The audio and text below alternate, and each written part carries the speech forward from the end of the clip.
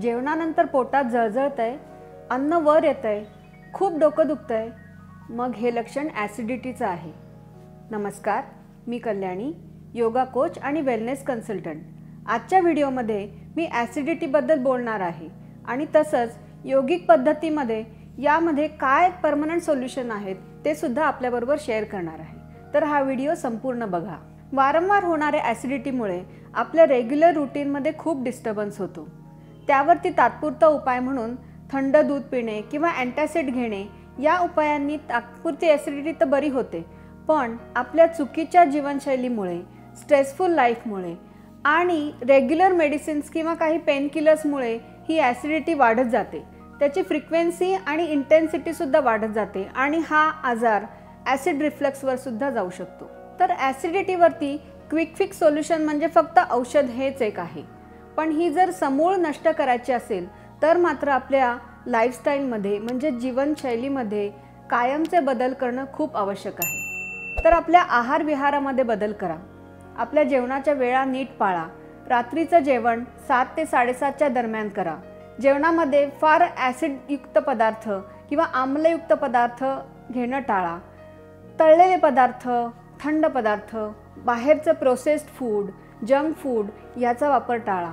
सात्विक जेवण आणि कमी प्रोसेस्ड फूड ह्याचा जास्त सेवन करा। तसंच आहारामध्ये अल्कलाईन फूडचा समावेश करा, अल्कलाईन फळांचा समावेश करा आणि रात्री पाण्यामध्ये जर का आपण लिंबू पिळून आणि काही काकडीच्या फोडी टाकून ते पाणी रात्रभर ठेवलं आणि सकाळी प्यायलं तर अशा अल्कलाईन वॉटरचा सुद्धा उपयोग ॲसिडिटीमध्ये होताना दिसतो। तसंच काही वेळेला खूप क्रॅश डाएटमुळे किंवा खूप तास उपाशी राहण्यामुळे सुद्धा ॲसिडिटी होते। तर तुमच्या जेवणामध्ये कमी गॅप ठेवा आणि स्मॉल पोर्शन्समध्ये जेवण करा।